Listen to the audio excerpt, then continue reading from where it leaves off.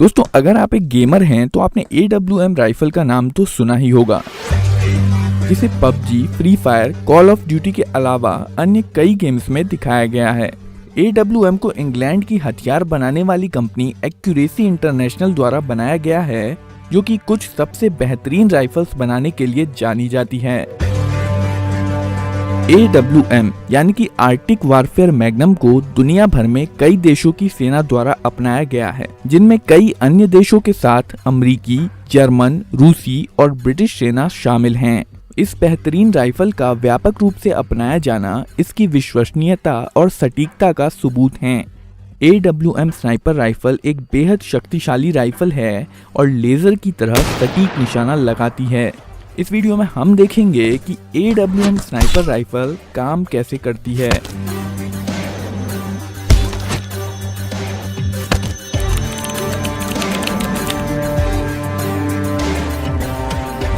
AWM rifle की लंबाई 4 feet 2 inch है और ब्रिटिश मिलिट्री द्वारा जारी standard Smith and Bender MK2 scope के साथ इसका वजन लगभग 7 किलो है।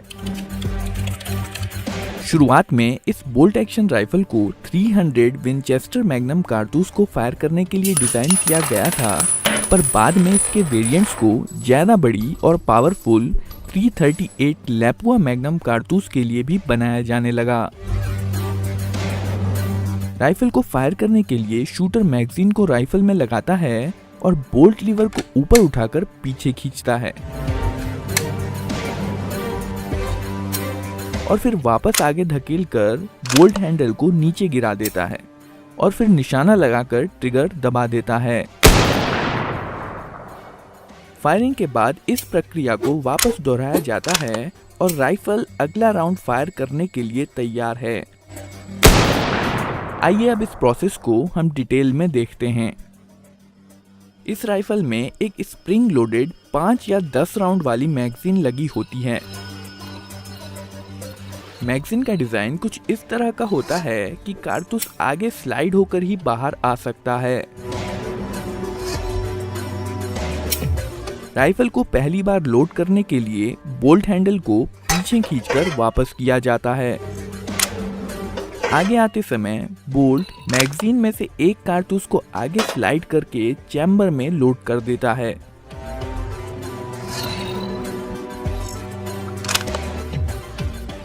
बोल्ट में एक स्प्रिंग लोडेड एक्सट्रैक्टर और एक स्प्रिंग लोडेड इजेक्टर होता है।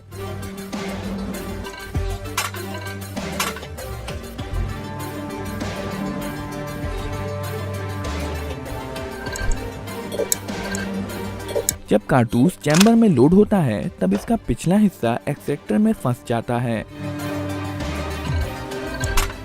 और साथ ही साथ यह इजेक्टर को स्प्रिंग के विपरीत अंदर की तरफ दबा देता है।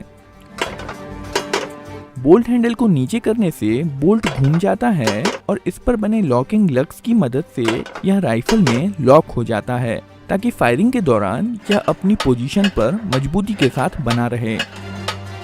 राइफल फायर करे इसके लिए कारतूस के पीछे प्राइमर पर एक सख्त चोट करने की जरूरत होती है और ये काम करती है firing pin. Firing pin bolt के अंदर मेन स्प्रिंग के दबाव में रहती है और इसका पिछला छोर कॉकिंग पीस में फिक्स्ड रहता है।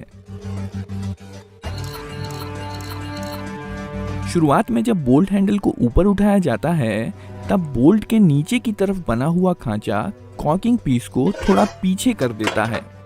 क्योंकि कॉकिंग पीस फायरिंग पिन से जुड़ी होती है, फायरिंग पिन भी कॉकिंग पीस के साथ पीछे खसक जाती है। फायरिंग पिन के खसकने के कारण मेन स्प्रिंग स्ट्राइकर कॉलर और श्राउड के बीच में कंप्रेस हो जाती है और इसके बाद कारतूस लोड करने के लिए बोल्ट को पीछे खींचकर वापस आगे कर दिया जाता है।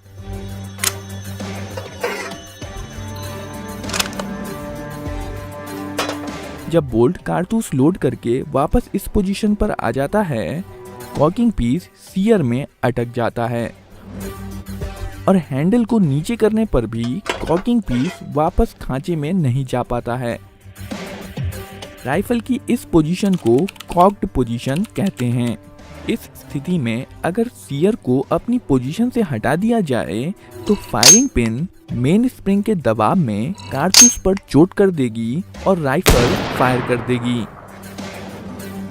पर सीयर अपने आप ही नहीं हटता है। सीयर को अपनी पोजीशन से हटाने के लिए ट्रिगर मैकेनिज्म का इस्तेमाल किया जाता है। AWM में 2 स्टेज वाला ट्रिगर मैकेनिज्म लगा होता है। पहले स्टेज में ट्रिगर बस एक स्प्रिंग के दबाव में होता है और इसलिए इसे आसानी से दबाया जा सकता है। जब ट्रिगर सीयर के कांटेक्ट में आ जाता है, दूसरा स्टेज शुरू हो जाता है। ट्रिगर सीयर एक दूसरे स्प्रिंग के दबाव में होता है और इसलिए ट्रिगर को इससे आगे दबाने के लिए शूटर को दोनों स्प्रिंग के विपरीत बल लगाना पड़ता है और इसलिए स्टेज 2 में ट्रिगर सख्त हो जाता है। यहाँ पर आप देख सकते हैं कि सीयर ट्रिगर सीयर में अटका हुआ है। स्टेज 2 में ट्रिगर थोड़ा सा ही दबाने से सीयर फ्री हो जाता है और फायरिंग पिन मेन स्प्रिंग के दबाव में कारतूस के प्राइमर से जा टकराती है।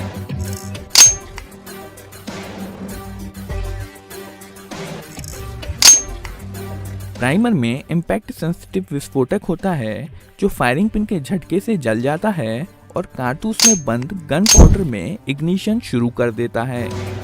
गन पाउडर के जलने से बहुत सारी गर्म गैसेस पैदा होती हैं, जिसके कारण प्रेशर बहुत बढ़ जाता है। ये प्रेशर बुलेट को बैरल से बाहर की ओर धकेलने लगता है, जिसके कारण बुलेट बैरल से बहुत तेज गति के साथ बाहर निकलती है। बैरल की लंबाई जितनी ही लंबी होती है, गैसेस उतनी ही दूरी तक बुलेट पर फोर्स लगाती रहती हैं और इसलिए बुलेट की गति भी बढ़ती चली जाती है।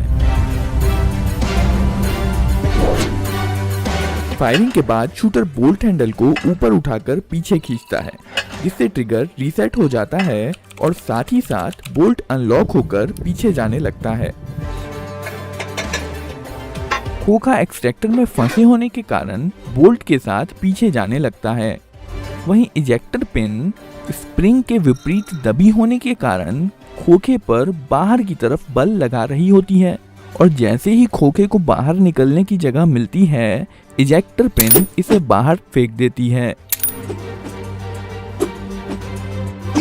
इजेक्शन के बाद जब बोल्ट को वापस आगे किया जाता है तो बोल्ट एक दूसरे कारतूस को चैम्बर में लोड कर देता है और राइफल अगला राउंड फायर करने के लिए तैयार है।